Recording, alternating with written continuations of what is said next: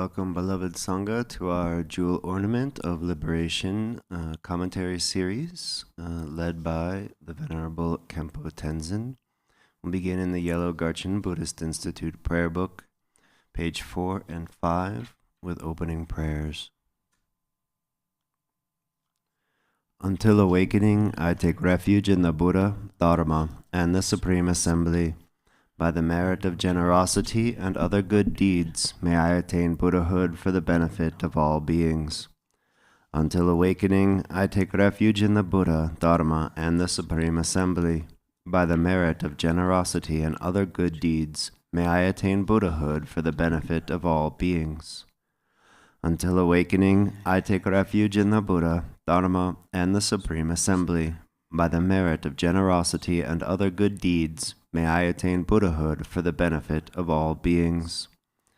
May all mother sentient beings, limitless as space, have happiness and the causes of happiness. May they be free from suffering and the causes of suffering. May they not be separated from the happiness that is free from sorrow. May they rest in equanimity, free from attachment and aversion. May all mother sentient beings, limitless as space, have happiness and the causes of happiness. May they be free from suffering and the causes of suffering. May they not be separated from the happiness that is free from sorrow. May they rest in equanimity, free from attachment and aversion. May all mother sentient beings, limitless as space, have happiness and the causes of happiness. May they be free from suffering and the causes of suffering. May they not be separated from the happiness that is free from sorrow. May they rest in equanimity, free from attachment and aversion.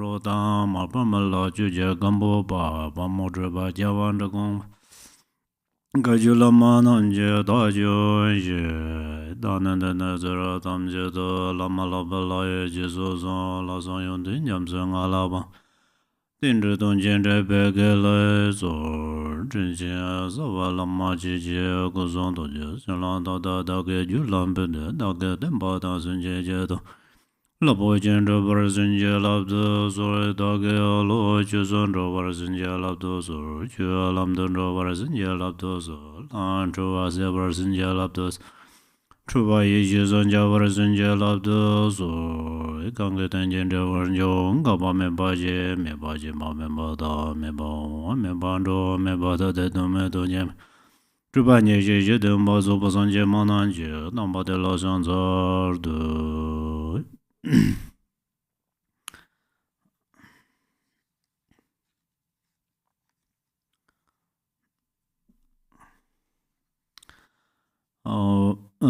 Very good morning, dear Sangha, and today we will continue from last week. Gampopa's Ornament of Precious Liberation.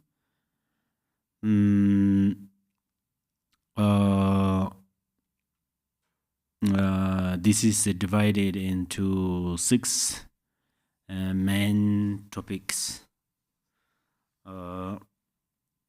Number 1, the prime cause for attaining highest awakening, the Buddha nature. 2, the corporal ground for achieving awakening, the precious human existence.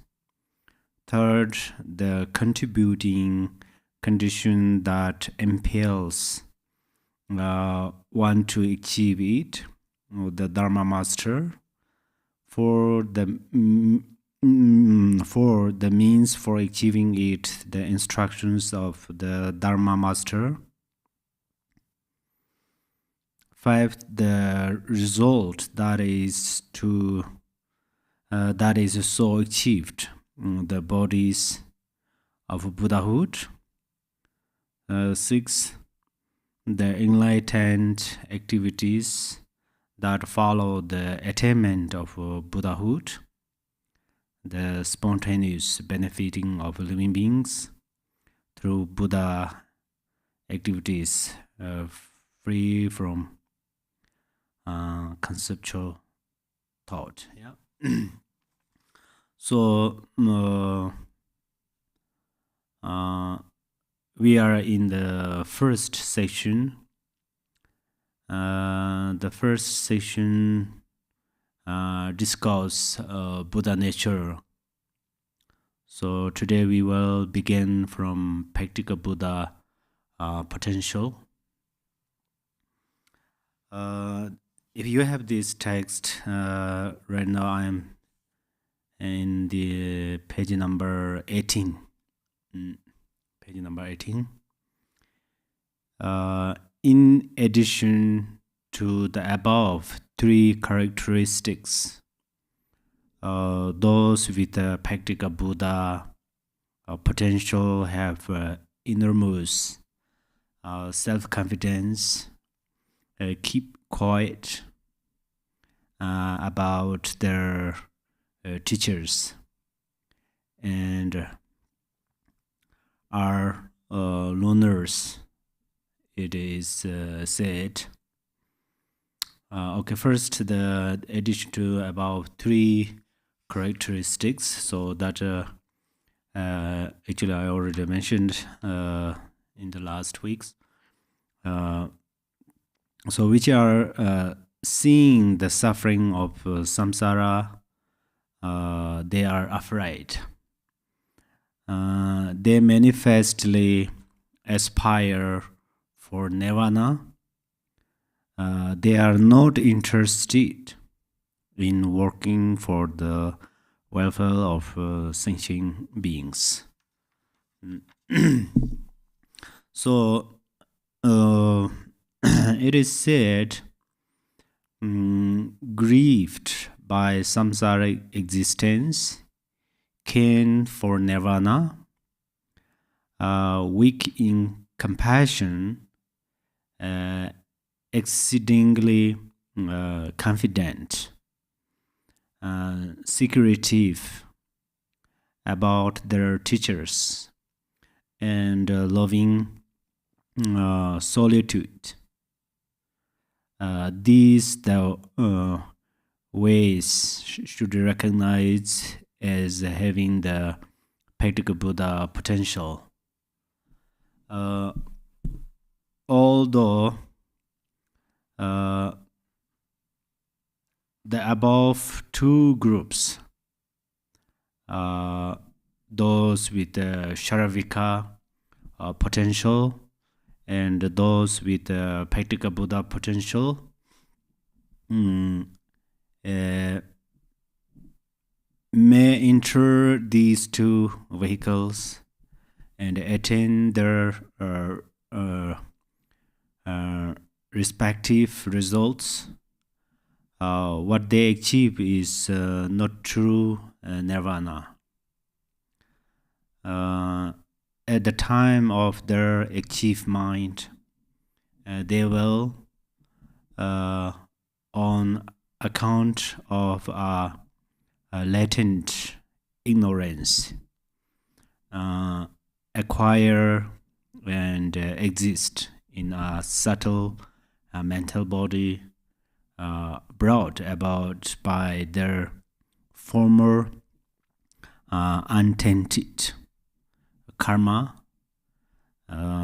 They will be convinced that the state of untainted, profound observation they enjoy is nirvana, and that they have attained nirvana.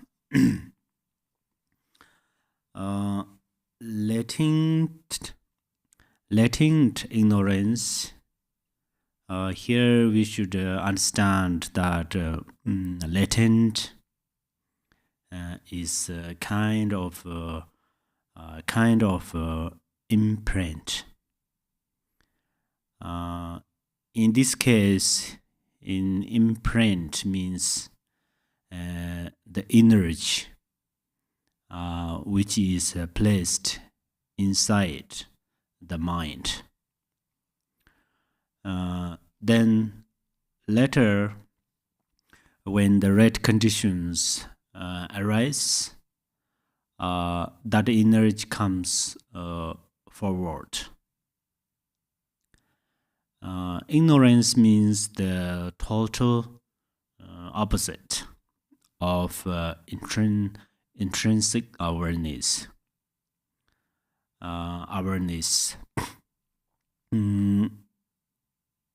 In Tibetan, intrinsic awareness is ye-shi. Ye means inherent nature, and shi means understanding. Ye-shi. Yeah. So intrinsic awareness can understand the inherent nature. Ignorance in Tibetan is marikpa. In this case, ma is negation, and rik is understanding. So through ignorance, one does not understand the inherent nature. So in the minds of Sharavikas and practical Buddhas, these ignorance still exists. For example, if they were to describe a mountain, they cannot see the mountain completely or clearly, so they cannot describe it accurately. And then state of untainted profound observation in the form and formless realms, they have untainted profound observation and untainted karma. So first, untainted karma means that they cultivate karma in this realm. These karmic fruits will not ripen in other lifetimes. It only ripens in their realms. But human beings, when they cultivate karma, it ripens in future lifetimes. For example, if you are very generous, but you break discipline, you will be reborn in the Naga realm. As it says in Madhyamaka text, having comforts through generosity, yet miserable, this arises from breaking the limb of discipline. So some Nagas are very rich. They stay in a jeweled house, but they are included in the animal realm. They are included in animal realm means they have thick ignorance. So they should live longer in the lower realms. Because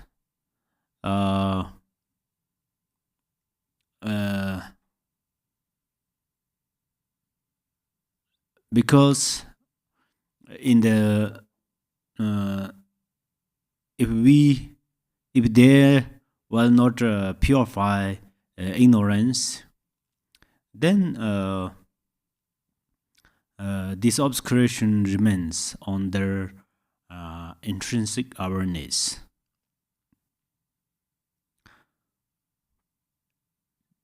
For instance, another example is if we will not learn other language, and it doesn't matter how long we will not understand this language, other language.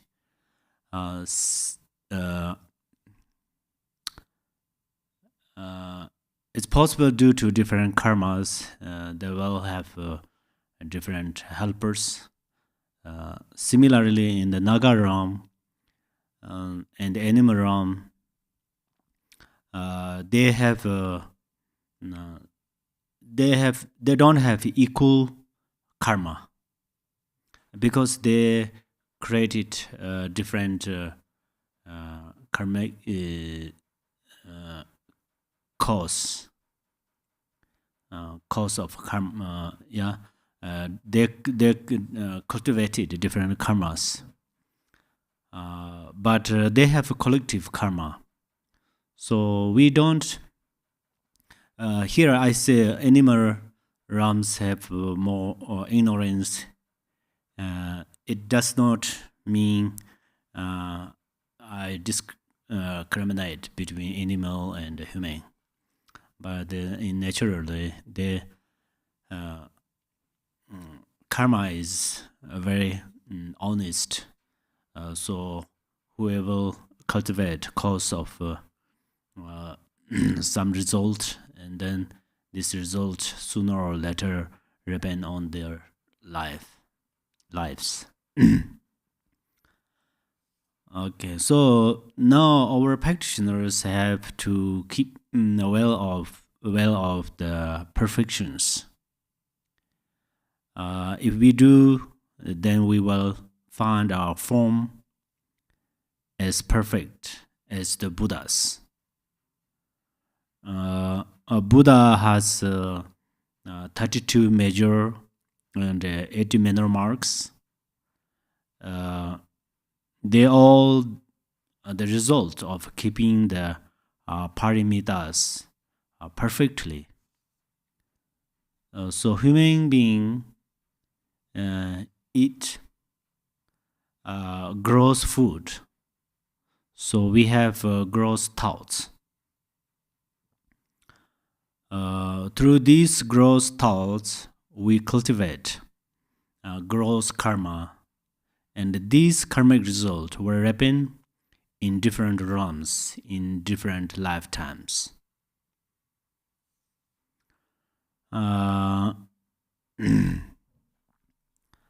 Untainted observation is stable shamatha. When we meditate on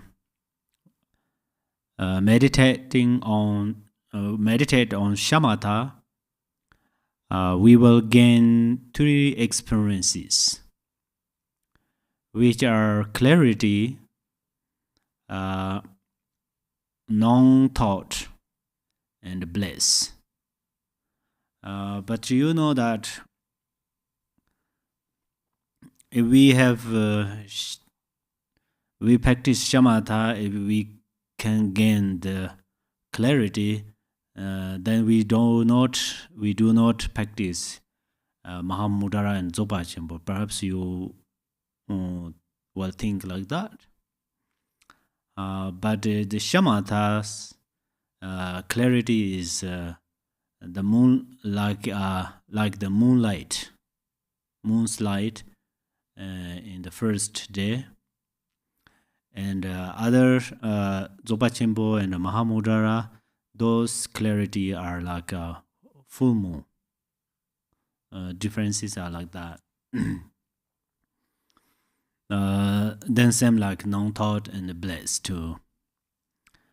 So if one fixates on the on them, then as it says in the Buddha's single intention, the three faultless samadhis are the cause of the three samsaric realms. So we will reborn in the form and formless realms. Naropa was in accomplished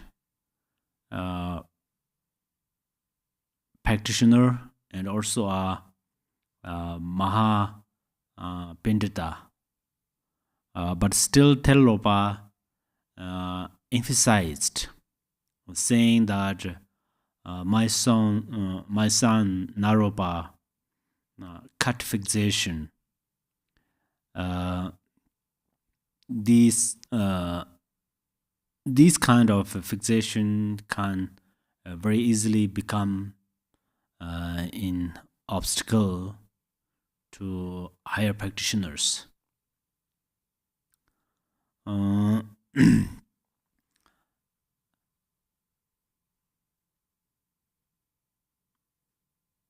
The fixation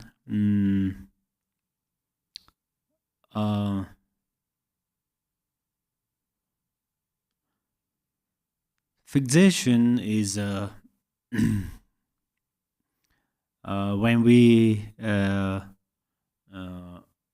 for example we meditate and we have some experience and then we attach or we fixate on it. So then when we fixate on these things, these experiences, then still we have dualistic perception. Dualistic perception remains in our mind. So if dualistic perception remains in our mind, then we will not liberate from chains of samsara.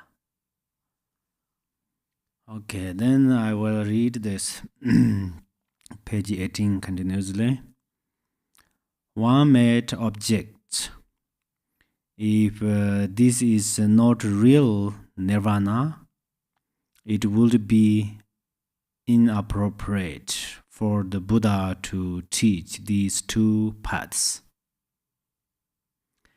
It is, in fact, entirely appropriate for Buddha to teach them as he did.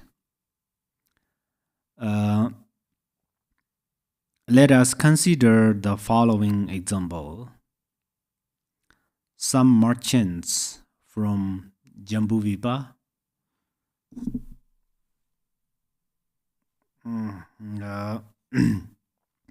set out to the far off oceans to obtain precious gems. At one point in their journey, they felt so tired and downhearted while crossing a great wilderness that they began to think they would never manage to get the jewels. And they contemplated turning back. However, through his magical powers. Their leader created a great illusory citadel where they were able to rest and uh, recuperate. Recuperate. Uh, Actually, the merchant, jewel, and magical power, we think, oh, they are it's not real things. Yeah, in the ultimate level, they are not real thing, but in the relative level, they are real thing. So, what is magical power? Magical power is merit. Our merit is magical power. Magical power. And as Lon Jigten Sungkun says,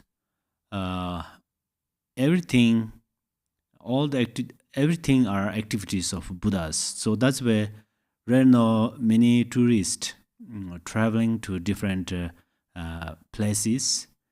So everywhere has some facilities as well as chairs,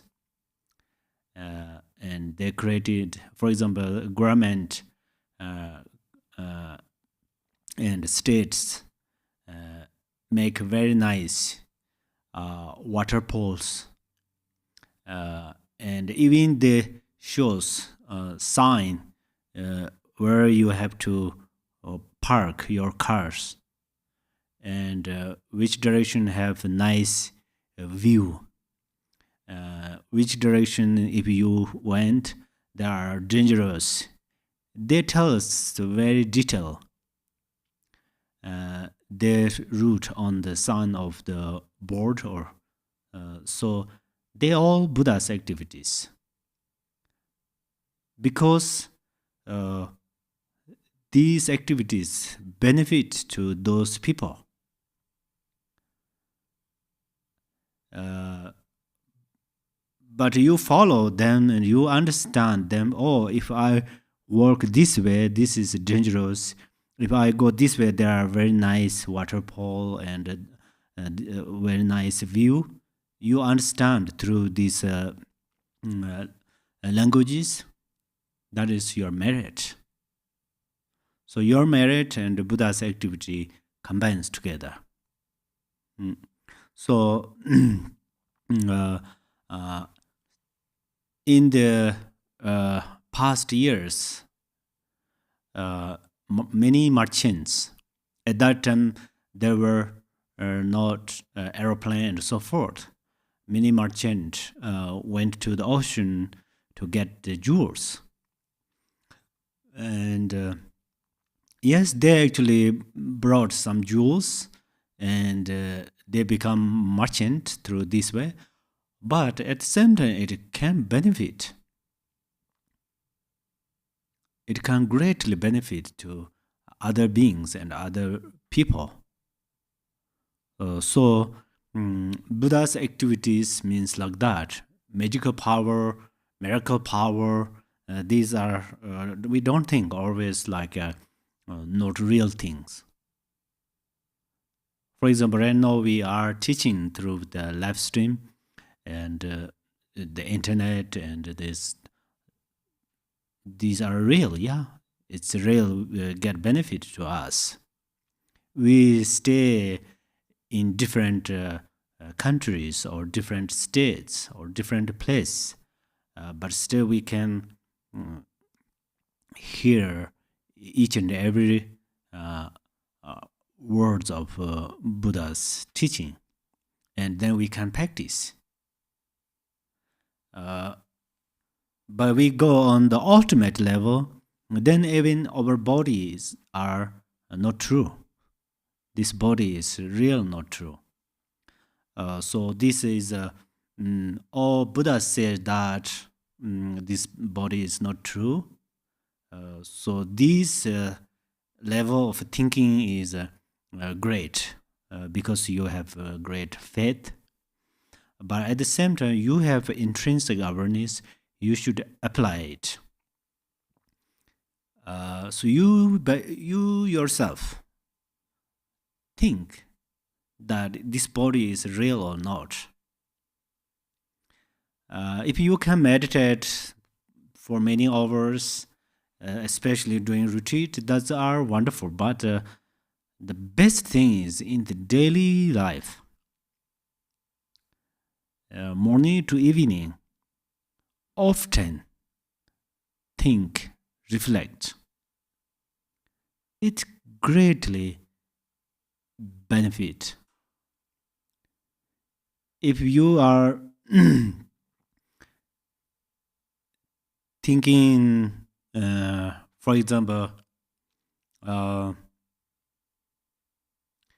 if you are attached on someone, if you think that person often, and then one time it's very difficult to stop your desire or attachment. That is also you meditate with that. This is an example. You learn from this, and then another is other side that you think that your body is inherently not exist. So you should think this body is for help others. Our speech are help for others. Right now we are talking about practical Buddhas. Practical Buddhas, we call them Buddha because they have a higher realization. But they are not completely realize the nature. Not Sangye. Buddha in Tibetan, Sangye, two words. Actually, you think it's one word. Sangye means one word. Maybe you will ask, what is Buddha's first name? Because there is no first name, Sangye. But you think in the Dharma words, Sangye is two words. Sang means it's purifying. Sang means purifying. Je means increase.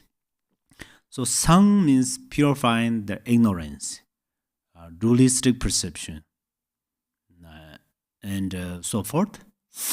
And Je means increase. Increase wisdom. So, for example, on my laptop has some dirt. If I make clean it, then this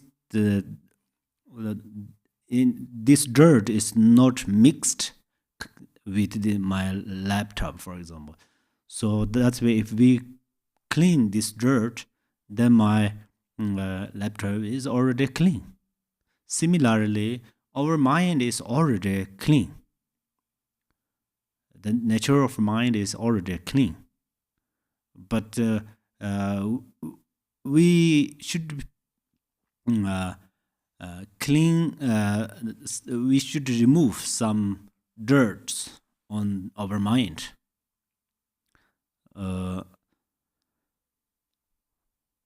So if we, I go back a little bit on our body, on this topic. So when we reflect on our body, then we cannot find our body. Even you stay on the cushion and you look at yourself from crown to the feet up to the crown.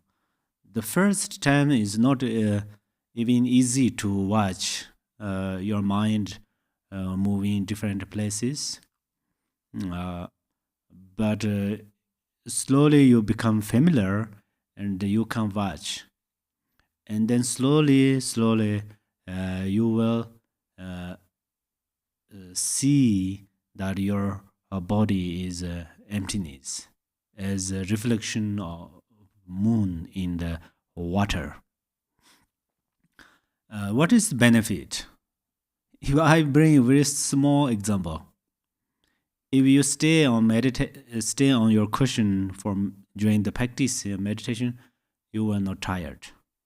If this is a very small example, if you can watch through this way, it really helps you. You will not hurt your body. You will not tired. This is a small example. And then slowly, if you can focus, you can move this attention on the sound. So people criticize to you or using harsh word and so forth, so that it cannot affect you. It cannot affect you because these sounds are just, it's like in the space, something. It's not real things doing something. You feel it's real. However, the sounds you can hear, but the sounds cannot affect to your mind. So liberate means that. Liberation means that we are going to liberate from sorrow, suffering, or samsara. We cannot fix all of the outer things. Only we fixed inner thing, which is our mind. Fixed our mind means we don't make too much rules and regulations our mind. In the Dharma has many rules and regulations. They are method. We should apply first time, but then slowly we just change only one thing, which is a way of thinking. So everything's are related. Mind means also it's related way of thinking. So it greatly benefits us. Before we become Buddha, still we can liberate, okay? We can liberate from obstacles and problems through the way of thinking. So we, ourselves, try to do it. There are one mistake is that, if we really have to practice, we are going to do some specially, make time and make appointment, and we think like that. This is traditionally do that. Of course, it greatly benefit for many practitioners. But then one thing is something. I don't have time like that. So I cannot practice Dharma. This misunderstanding is coming through this way. So you can practice Dharma. First, you should know the value of Dharma and the beneficial of Dharma, the power of merit. If you know them, it helps you to make effort to practice Dharma. So,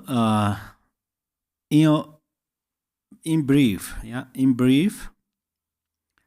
practical Buddha and Sharavikas, they are amazing practitioners. Amazing practitioners, but they are not yet Mahayana practitioners. Mahayana, okay, they are not Mahayana practitioners. But then we think, Mahayana practitioners need a very special thing, special name. This is misunderstand.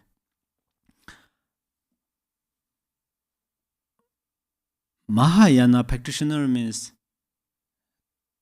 those practitioners have a great compassion and a great bodhicitta. So only these two things makes difference between them. Disciplines, rules, they both keeps very well. Especially Sharavikas keeps their disciplines. It's really amazing. Really amazing.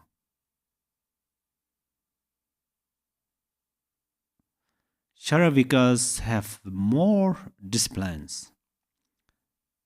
Of course, then practical Buddhas, they are undistractedly remains in the very solitary, remote or solitary place. They do not need more food for eating and drinking.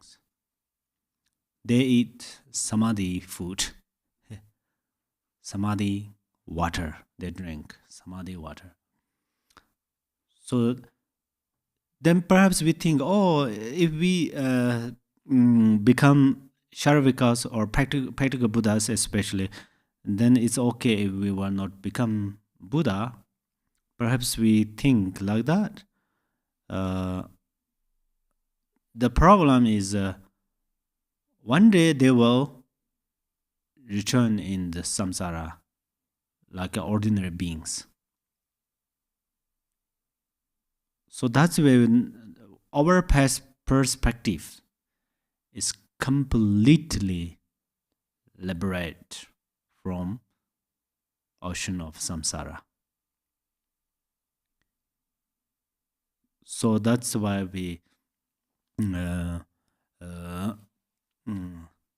have to apply Mahayana practice or tradition.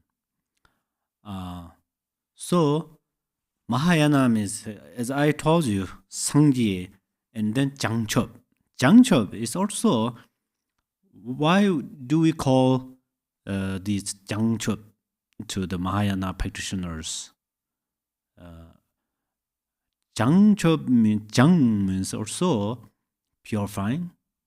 Chop means having the qualities of nature state of mind.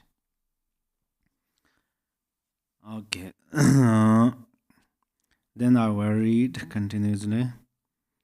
Like the merchants in this story, beings of weak resolve will feel overwhelmed when they learn of the tremendous wisdom of the Buddhas, and they may feel that the task of achieving it is too daunting and far beyond the capacity of the likes of them, on account of the awe they feel they will either never undertake the task of enlightenment, or they will give up easily.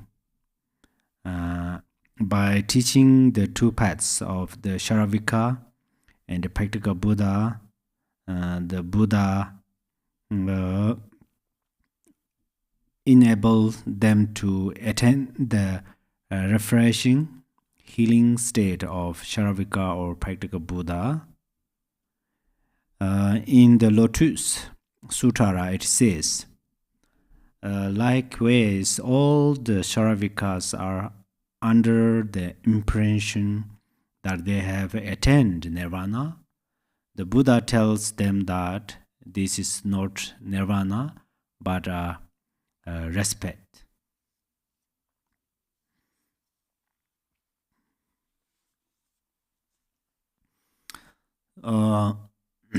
The one thing I will make clear for you, here we say practical Sharavikas, practical Buddhas, and Mahayana practitioner. But these are Sharavik. Actually, in this text also make clear. But why then Buddha taught? Buddha don't taught only, did not teach only Mahayana methods. Yeah, Sharavika's practices are also teach from Dharma, by Buddha and practical Buddha to both. Yeah.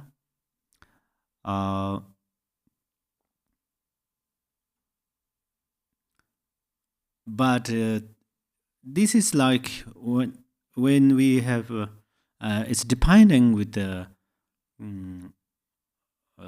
different practitioners. For example, right now we have many Yidam deities, and we have many practices as well as sadhana, ritual practices, and then learning, reflecting, meditating, and this one. And then we have another only follow the path instructions. So all of these are necessary. All of these activities are necessary because there are different practitioners. For example, one family has 5 children, and then father bought only one color of clothes and one size of clothes. If they have 5 children, then every children cannot wear all of them. Yeah, someone may don't like does not like color. Someone the size is not inappropriate and so forth. So a father have 5 children, then he have to buy different colors and different size of the clothes. Similarly, Buddha is our father, like our father. So that's where Buddha knows the mind of different practitioners. So that's why Buddha taught through different ways. Then we also know that ourselves actually we are Mahayana tradition, Mahayana practitioner or not. How do we know is actually when we hear emptiness and bodhicitta and compassion, then we have more interesting to practice them or easily understand the meaning of them. Then that means we have great karma. But if we don't, when we hear emptiness, we don't have much interesting, and bodhicitta and compassion, we think these are almost fake. It cannot help others. If we think like that, then it's quite hard to say we are Mahayana practitioner. But the one thing I will make clear is important for you, First, you heard bodhicitta and compassion, and you will have not so much interesting to them, to practice them. But then spiritual master explain about this, and then you will understand. So you don't give up suddenly. You don't think, oh, I am not Mahayana practitioner because I don't have interest in bodhicitta and compassion. And then if you give up them suddenly to practice Dharma, this is a mistake. So I don't mean that Mahayana practitioners are great and practical Buddha and Sharavikas are not great practitioners. I don't mean that. But then why we are talking about three of them here is, if we practice through the way of Sharavikas and practical Buddhas, it takes a long time to attain Buddhahood. And we practice through Mahayana where we were able to attain Buddhahood quickly. So only these the differences are these. And then practical Buddhas and Sharavikas, eventually they have to join in the Mahayana tradition. That's why it will take long. Yeah. Otherwise, they all Buddha Dharma practitioners. There were no difference. So they have differences are their method. Some methods are fast. Especially right now we are Vajrayana practitioner. We think we are Vajrayana practitioners. Yes, this it's really amazing, wonderful. So Vajrayana practitioners can attain Buddhahood with one life, with one body. Especially it will able to attain Buddhahood instantaneously. As His Eminence Ngakchen Rinpoche often taught us the benefit of empowerment. So we receive empowerment at least 7 lifetimes or 16. We will attain Buddhahood. It has a great benefit. So this benefit will receive or not is related to samaya. We are very exciting to receive blessings, but we are little lethargic to keep samayas. So blessings are very honest. Blessings does not say, oh, you are a special person. Blessings always watch. We keep good samaya. Who keeps good samaya? So we try to keep samaya very well. And then blessings are like a sun's rays. It's always ready. Always ready. The sun 24/7 rays in the space. But we remain in different locations, so then the day and the night. Sometimes we have night, sometimes we have daytime. So similarly, Buddha's blessing is always 24/7 appear. Especially the sun and Buddha's blessings are differences. The sun appears from space, pretty far away from us. But Buddha's blessing appears in our mind. Right now, our mind and body are very close. We think there are no distance between our body and mind, but there are still distance. But Buddha's blessing and our mind has no distance. No distance. So we all like to receive Buddha's blessing and Buddha's blessings.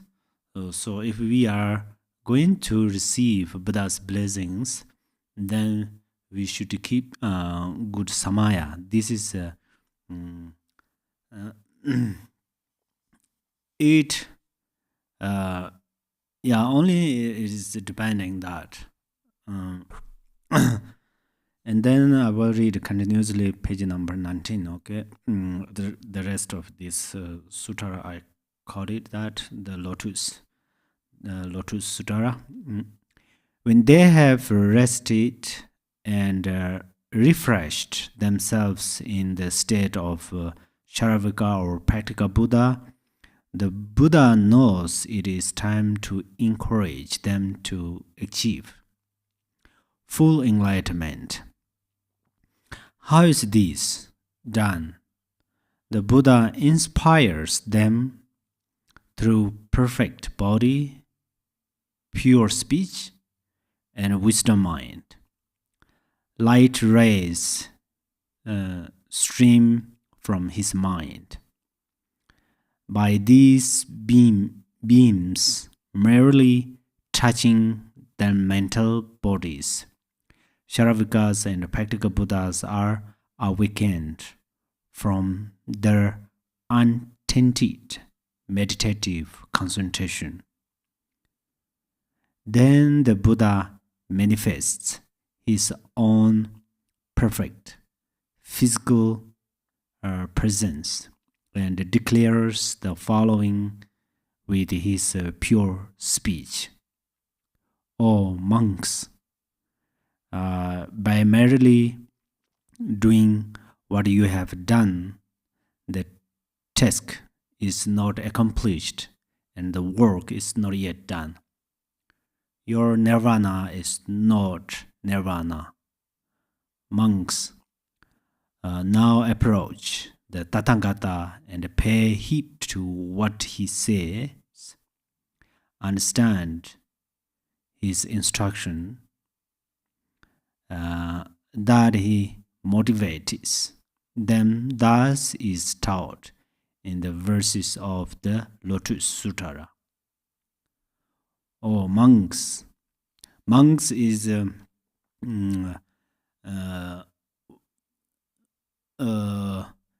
that time Buddha directly taught to them. It's the first time.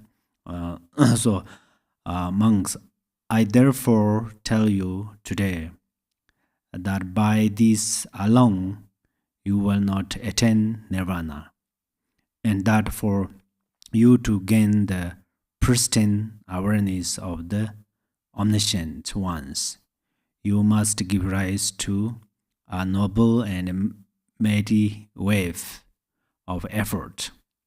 By so doing, you will achieve all-knowing pristine awareness. So let me say that, for example, in Tibetan has a different lineages. So all of these lineages are teachings are Buddha's teaching. Whether Kajupa, Nyingmapa, Sajapa, Gelugpa, there are no difference. They all teach Buddha's teaching, and they all teach bodhicitta, emptiness. However, they all teach, explain Buddha nature. But if practitioners think, oh, I am Kajupa, so Kajupa is the best, other lineages are not good. If you think like that, this is a big mistake, big misunderstanding. You just create negative karma through this way.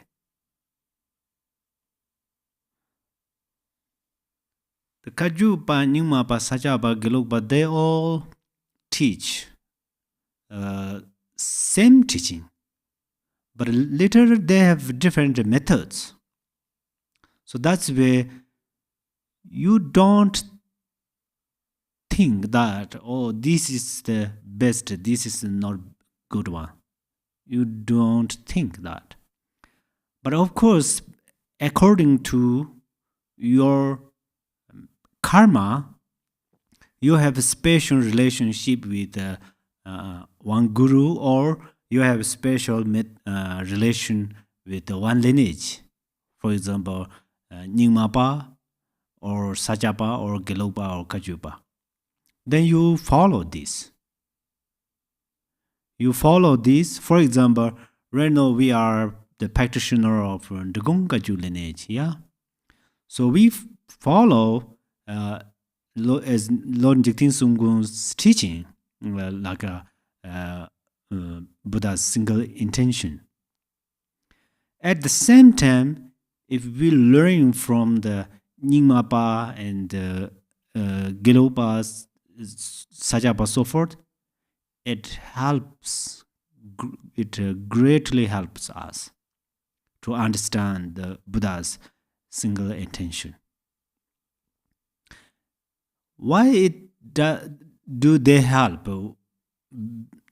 Because they all same. They all teach same thing.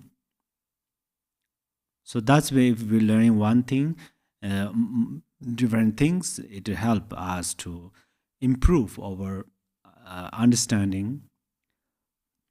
So why I say that here is practical Buddha and the Sharavikas are lower part. They are not good. If you think like that, this is through this teaching, through this learning. If you think practical Buddhas and Sharavikas are not good practitioners, then this is a misunderstanding. So we don't think that. Then what should we think is, oh, practical Buddha and Sharavikas, they are also great practitioners, and their teachings are Buddha's teaching, and then Buddha taught them. Perhaps we all already joined those paths, practical Buddhas and Sharavikas paths. We already joined, and now we reach on the Mahayana path. So we should, it helps us. Okay, we have less compassion, we have less bodhicitta, then we will not attain Buddhahood. So actually the bodhicitta, when we generate bodhicitta, our mind and outer space become non-duality. Which means the outer space is unlimited. That's why we say boundless space. So only egoistic mind makes narrow-minded. If we become narrow-minded, we have unlimited problems, obstacles. If we open, it's like a rooms. If we have a big room, we have more space to put things. We can make nice arrange in the room. We can make more decorations. Similarly, if we have bodhicitta in our mind, then our mind starts to open. When our mind becomes open, then other obstacles and those things cannot affect easily. And then we generate bodhicitta to others. How can we benefit all beings? Through our mind of bodhicitta. In the boundless space has only one sun, it can remove all darkness. Similarly, it removes all darkness, and then it benefits to every beings who have eyes. Someone says, think maybe, owl, owl may not need sunlight. It's good thinking if you think that. So that means you have a great wisdom. So the light, owls also cannot see without light. So that's why I said that darkness is also light. But the darkness and the sunlight have relation or not, that's we have to ask scientists, and we will more observe, analyze about that. However, the practical Buddha, we should be Mahayana practitioners with respect Sharavikas and respect to the practical Buddhas. This is very important. Okay, then I will read continuously. When they have rested and refreshed themselves in the state of... did I read that? Oh, I read that, yeah. Sorry. Through being exhausted in this way, Sharavikas and the practical Buddhas will cultivate the great bodhicitta, having conducted themselves as bodhisattvas for countless ages. They will become Buddhas. Thus, it is stated in the Sutara on going to Lankas, as well in the Lotus Sutara. It says, those Sharavikas who have not attained nirvana will all, through having practiced the Bodhisattva's way of life, become Buddhas. The synopsis for those with the Mahayana potential is the following. Mahayana potential is summed up through 6 topics. Its categories, their essential characteristics, its synonym, their reasons.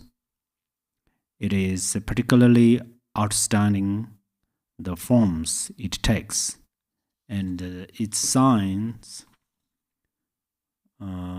Okay. Mahayana means, as it says in the Buddha's single intention, the difference between Hinayana and Mahayana is the cultivation of the resolve. So Maha means great, and Yana means vehicle or rope. So it can carry very heavy things. To take responsibility for all beings is something only Mahayana practitioners can do.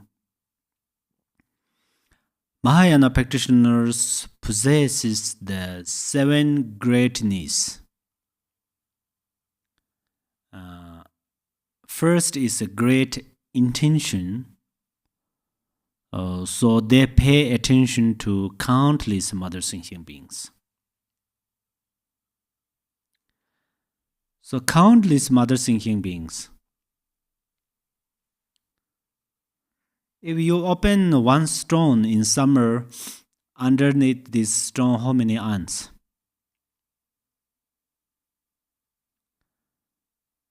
So we cannot count.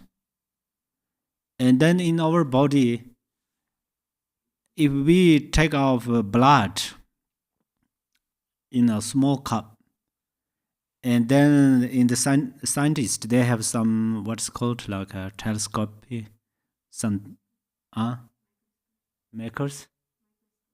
microscope. If we look or watch through this way, then we were able to see there are how many lives. So in our body, this body has lots of beings. So then how many human beings?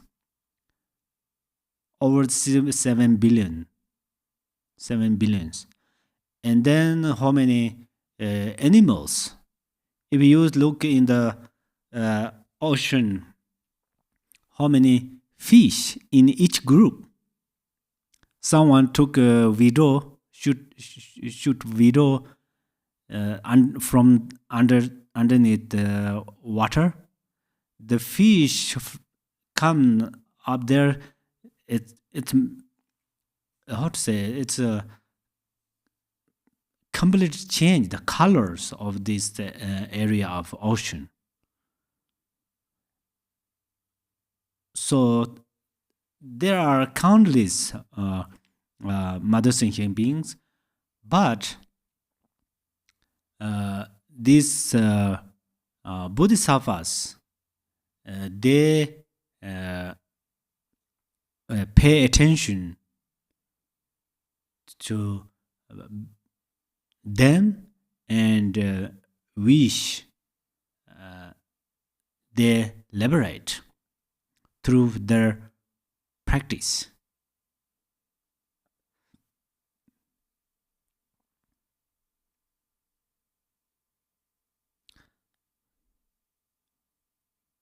So it is like some family has many children. Only single father have to buy food, clothes, and take care all of them. But still they not give up. Sometimes I think I have a very small mind, which is I think have a baby is so difficult. Have a baby, I like baby, but I think if you have a baby, it's not easy to take care, to spend school, and they're not easy. But for example, my father has lots of children, but he never give up to take care of us. So that's where my mind and my father's mind are big different. So similarly, we think, oh, we cannot benefit all mother beings, countless beings. This is a little small-minded. This is small-minded. So there are countless mother thinking beings, and we always think first we should trust there are countless mother thinking beings. Countless, if you ask me how it is countless, yeah, they are real countless, that number, or you cannot count. That's where you say countless.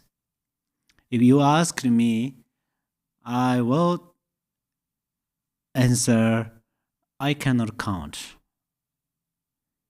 If I live in this world 100 years, if 24/7 I count mother thinking beings, still I cannot count.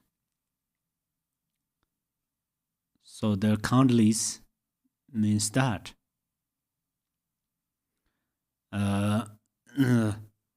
But there are countless mother beings. It doesn't matter. They all have Buddha nature. For example, there are thousands of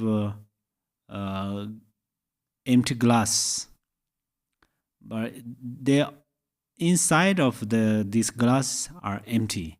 Same. Only this outer form is different. Similarly, there are countless beings, but they all have a Buddha nature. That's where if we try to benefit all them, and then they will receive those benefit. They will receive those benefit. Another example is in the generator. There are only one electrical thing generate. Yeah, only one generate. But then what is called the generator in the electricity generate. And then if we have a lots of the what is called this ball, the light, but this this light come from through only two wires, but then in the room has how many colors, kind of colors of bubbles. The light come there. Similarly, we if you recite a single manimantara for all mother thinking beings, they all receive that benefit. So how we can benefit all beings, whether they are countless, it doesn't matter. And then second is great accomplishment, which means they accomplish the benefit of themselves and others. Third is great wisdom. Sharavikas and practical Buddhas realize selflessness of the self and gross selflessness of phenomena. But Mahayana practitioners realize both selflessness of self and phenomena entirely. Fourth is the greatness of diligence. Through training in the diligence of constant and devoted application, they benefit beings for 3 countless eons. The fifth greatness is a great method. Mahayana practitioners remain in samsara for the benefit of mother beings, but they themselves remain unsustained by samsaric activities. Sixth is the greatness of full completeness. This means that Mahayana practitioners accomplish the 10 powers, 4 fearlessness, and 18 distinctive qualities. The 10 powers, if I tell you the 10 powers, knowing what is possible and what is not. What is possible is that happiness results from virtue and suffering results from non-virtue. What is not possible is that suffering can result from virtue or that happiness can result from non-virtue. Knowing the results from actions, this is second power. From very subtle cause occur very subtle results that only the omniscient mind can understand. As Guru Rinpoche said, the view is as higher as space, and the cause and the effect are as minute as grains of sand.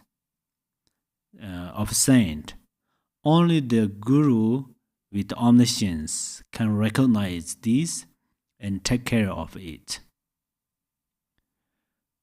We understand only gross cause and effect, and we don't even pay attention to that. We don't understand the subtle cause and effect at all, and that's why we aren't free from samsara. Third power, knowing the aspirations of disciples. Some aspire to the Vajrayana, some to the Sutarayana, and some to lower paths. The Guru understands the aspirations of each and knows how to help them. As Lord Jigten Sungul said, whatever the Guru does is a method to benefit disciples. For example, if someone needs water, it's not so helpful Ep4 to get food, and vice versa. Fourth power, knowing the elements. This is related to the inner elements. The Guru understands what practices will be helpful to various disciples depending on their physical and mental differences.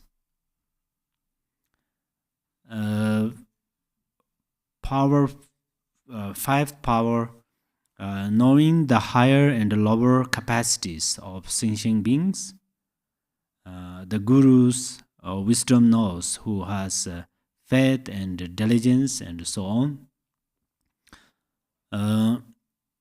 Then knowing wherever path leads. Some paths lead to accumulating merit, some to taking rebirth in the various realms and so on. Then seventh, knowing the origin of afflictive emotions and how to liberate it from them. 8. Knowing previous lives. Knowing previous lives, so the omniscience is comes from bodhicitta, or ultimate bodhicitta. When right now we remember only our childhood, but we are not in detail. But when Buddha he mentioned all his lives, previous lives. So that means he knows through that omniscience. And then knowing in all the previous lives, through this way, then what the deed, virtue or non-virtue, and what virtue were which happiness occurred from which virtue, everything knows in detail. So and then ninth, knowing transference and death, and 10, knowing how defiled minds are exhausted. This means knowing how Buddhas, practical Buddhas and Sharavikas become completely purified of all obscurations. Then the four fearlessness are one, not having fear of difficulties of path to enlightenment. So Mahayana practitioners will purify the truth of suffering for oneself and help others to do it as well. As 2. Not having fear to purify the Mara of afflictive emotions. Mahayana practitioners purify the origin of suffering for themselves and help others to do so. Then 3. Not having fear to enter the path of truth themselves and help others to enter as well. 4. Not having the fear oneself of purifying latent ignorance and attaining the truth of cessation and helping others to do so. The 7th greatness is that they achieve perfect nirvana. This means their nirvana is not just a state of rest. Their nirvana is completely beyond sorrow, distress, pain, grief, trouble, anguish, and obscurations, so forth. However, they will become enlightened in the Dharma Dhatu. In addition, now we are not Buddha, but we are Mahayana practitioners. So, as it says in the Pranjana Parimita text, generate bodhicitta for others and wish to attain enlightenment. We must need bodhicitta. Without bodhicitta, if we say we are Mahayana practitioners, then this becomes only lip service. When we think of the Dharma, we have to think of benefiting others. For example, when we think of food, we think of eating something. Similarly, when the Dharma is in our mind, we should think it is there for others. We must habituate to this. If this happens, that means we are becoming more familiar with bodhicitta. As Lord Jigten Sunggun says, the marvelous wheel of protection is the armor of bodhicitta.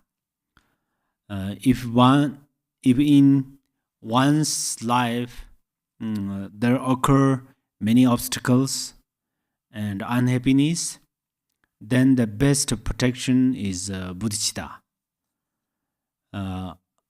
Maras and ghosts, they cannot harm bodhisattvas.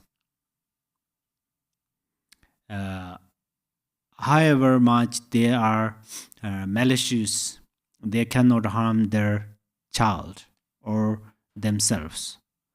So they have love. When we visualize the wheel of potential protection, we will not be able to enter inside the protection mandala without bodhicitta. For example, during the Yamitaka practice, we visualize the syllable ni inside the hong, because that ni represents our consciousness. So hong is dharmakaya. So without bodhicitta, then that ni will not be able to enter into hong. If that ni does not enter into the hong, then it will not be protected. So not only is bodhicitta important for others, but it protects our self. It protects oneself. In the Buddha's single intention, it says, the Buddha is the embodiment of the resolve for awakening. We say the Buddha of the 3 times and 10 directions. However, there are countless Buddhas. They are all embodiments of bodhicitta. There is not a single Buddha that is not the form of bodhicitta. If anyone wishes to attain Buddhahood, bodhicitta is indispensable. In the mundane world, even the fact that ants can stay harmoniously together is due to bodhicitta. No matter how close you are, like twins who share their mother's womb and come from the same body,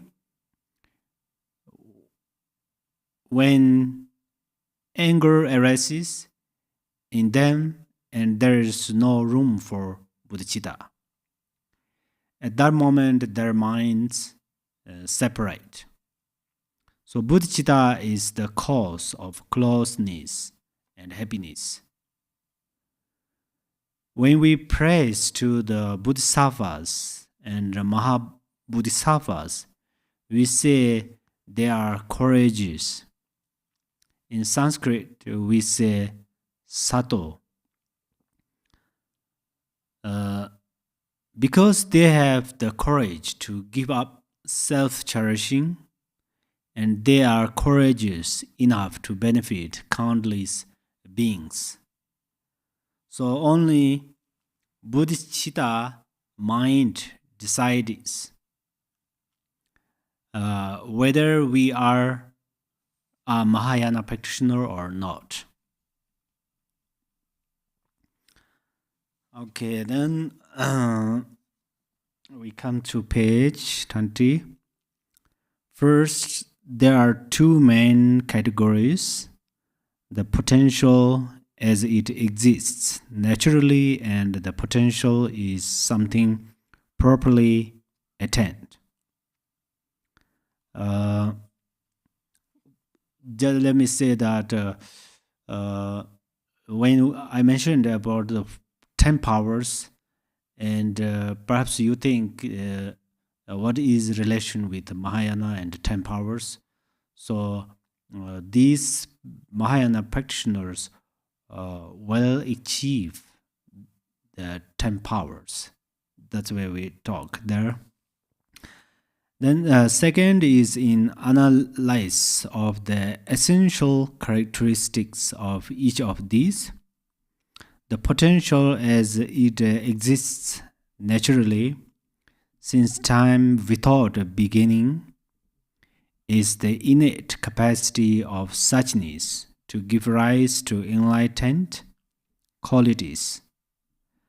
The potential as something properly attained is the capacity of one's former cultivation of virtue to give rise to enlightened qualities.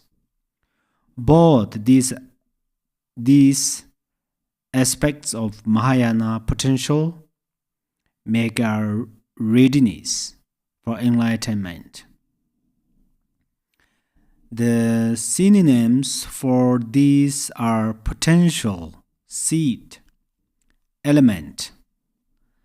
Element, actually, you generally we say element means this 4 element or 5 element, but when we call them elements, 4 or 5 elements, that means we are calling through their nature, okay? And essential nature. The reasons it stands far above the other forms of potential are as follows. The Sharavika and the Practical Buddha potentials are lesser ones, because to realize them, only the afflictions need be eliminated. The Mahayana potential is outstanding because its total realization involves eliminating both obscurations, the afflictive emotions and the cognitive obscurations. This makes the Mahayana potential peerless, better than all the others. The different forms of Mahayana potential are its activated and dormant states. When the potential has been activated,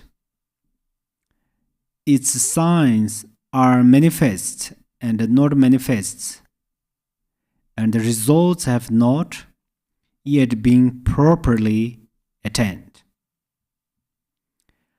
What activates the potential? Freedom from adverse conditions and the support of favorable one's activity. Activate it. While their contraries prevail, it remains dormant. There are 4 adverse conditions. 1. Birth in an unfavorable existence. 2. A lack of good inclinations. 3. Involvement in aberrant ways. And 4. Being flawed with obscurations. Seems flawed, yeah? There are 2 favorable conditions. 1, externally, there are Dharma teachers. And 2, within, there is a proper mental attitude. Mental attitude, aspiring to what is wholesome and so forth. The sign or evidence of these potential are 4 found in the 10 Dharmas Sutara, where it describes the indications of its presence. Just as one infers the presence of fire through smoke, and that of water through the presence of waterfall. Likewise, the potential of the Bodhisattva mentality is detected by means of its signs. What are these signs? Naturally and without contrivance, such beings are peaceful in what they do, and say their minds have little deceit or hypocrisy,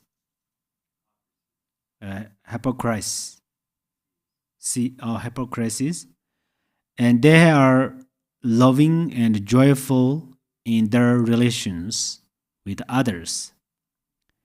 As it says in the 10 Dharma Sutara, never roof or root beyond deceit and hypocrisy, and full of love for all beings, they are the Bodhisattvas.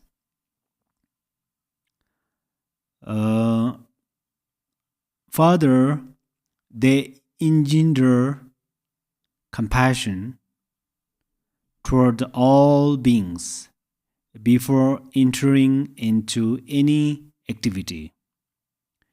Genuinely aspiring to Mahayana Dharma, they undertake difficult tasks with forbearance. That is never discouraged by the enormity of the undertaking, and their practice most properly and excellently that which generates virtue and has the nature of the perfection. It says in the Ornament of Mahayana Sutara, compassion prior to action, aspiration as well as forbearance, and engaging perfectly in virtues. These should be recognized as signs of their potential. The above means that of the 5 types of potential, the Mahayana one is the most direct cause for Buddhahood. The Sharavika and the practical Buddha potentials are also a cause for attaining Buddhahood, but remoter ones. The undetermined potential is sometimes a direct cause, sometimes remote cause. Okay. Some of those with the undetermined potential have the potential of a Bodhisattva, or the potential of a practical Buddha, or the potential of a Sharavika. Whichever path they encounter first, whichever kind of master they meet, they go that way. This is one of explaining it. Being with a severer potential are not Vajrayana practitioners, Mahayana practitioners, and they are not practical Buddhas or Sharavikas. They are not any kind of Dharma practitioner, but we shouldn't misunderstand that all non-Buddhists are those of severed potential. It is not like that. Those with a severe potential have a very strong, wrong view of karma, cause and effect, and a very great wrong view of the 3 jewels and the ultimate truth. And they think the Buddha Dharma is almost like a distraction and is only an obstacle to spiritual practice and mundane benefits. That it gets in the way of attaining the higher stages. They believe the Buddha Dharma is an obstacle to happiness, a peaceful mind. So they decisively think that. And then directly or indirectly, they harm Dharma practitioners or Buddhism. Those are people of severed potential, but they have Buddha nature. Their Buddha nature and the Buddha's Buddha nature are no different. They all equally have Buddha nature, but they have thick obscurations. And for a long time, they will not take rebirth in the circumstance of Buddhism. And they will not engage the Buddha Dharma. They will not take birth during a time when a Buddha has come to this world. And they will not meet any spiritual masters and so forth. Some mainly severed refers to distance. They are distant for a long time. They will not become a Dharma practitioner. But eventually they eventually they will become practitioners of the Buddha Dharma because of the quality of their Buddha nature. And one day they will attain Buddhahood. But we shouldn't think, whether we practice Dharma or not. One day we will become Buddha, and one day we will become Buddhist. So practice is not important. If we think like that, this is a misunderstanding. If you are in a very remote place and you have no water, nothing to eat or drink, but you have a message that someone is coming to bring you food and water, but they will come months or years later. Then if you just stay there and do nothing, you will starve. And also during the minutes, hours, and days, however long you remain there, you will suffer. So now we have to practice. Actually, during this century, people compete for fame and education and so forth. But what we should be doing is running for enlightenment.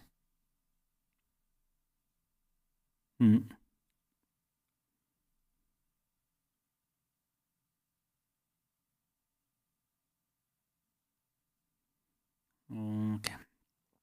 In addition, we can divide the different kinds of potentials into three capacities. In the Bodhi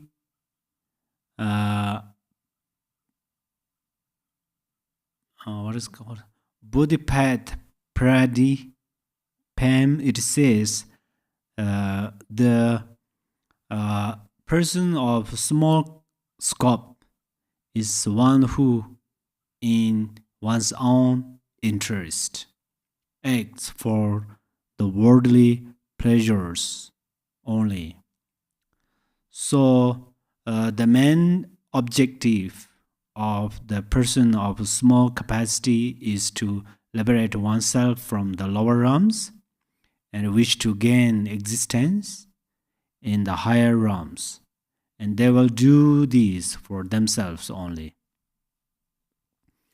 If the middle capacity in the Bodhipath Pradipam, it says, one who is different to the pleasure of birth and nature and is opposite to sinful acts and works for oneself alone is known as the person of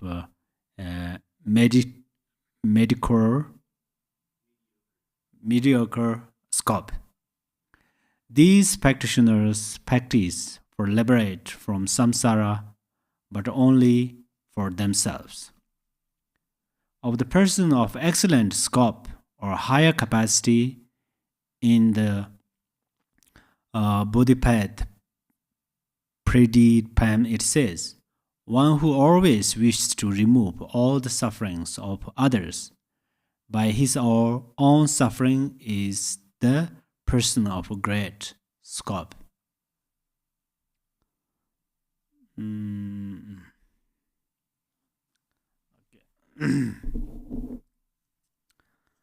So the